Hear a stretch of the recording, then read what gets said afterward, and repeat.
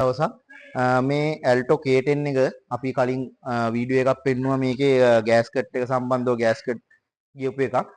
මේකේ අපි වැඩ ටික කරගෙන යනවා. මේකේ බ්ලොක් එකත් මම අර කිව්වා වගේ මේකෙත් ඇදයක් තියෙනවා. මේකත් මැෂින් ෂොප් එකට දාලා ෆේස් කරන්න ඕනේ. ෆේස් කරලා ඉවර වෙලා තමයි දාන්න වෙන්නේ. එතකොට මේ තියෙන හෙඩ් එක හෙඩ් එකේ වැඩ ටික ඉවරයි. මේක ඩීකාප් කරලා ටැපට් ක්ලියරන්ස් හදලා ෆේස් කරලා වෑල් ඔයිල් සීල් ගහලා ඒ ටික ඔක්කොම ඉවරයි. ඉතින් ඒ වගේම අපි තව වීඩියෝ එකක් මම දැම්මා ටයිමින් බෙල්ට් එක සම්බන්ධව.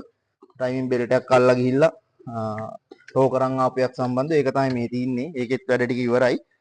මේකෙත් හෙඩ් එක හදලා ඩීකාප් කරලා එතකොට වෑල් ඔයිල් සීල් ටැපට් ක්ලියරන්ස් හැදුවා. ඒවත් හදන්න තමයි මේ ටැපට් කවර් එක ඒක දැන් හදලා තින්නේ දාන්න තින්නේ.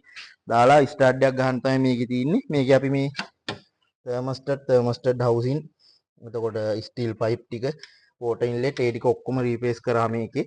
ඒවා සවුත්තුයි. මේකේ මම වීඩියෝ උඩ වීඩියෝ එකේ පෙන්නනවා මේකේ හෙඩ් එකයි එතකොට ටයිමින් බෙල්ට් දාන ටික ඒකේ වීඩියෝ එක පෙන්නනවා. ඉතින් මේක ස්ටාර්ට් කරලා වීඩියෝ එකක් දාන්නම් අපි. තව වීඩියෝ එකකින් හම්බෙමු. සුබ දවස්.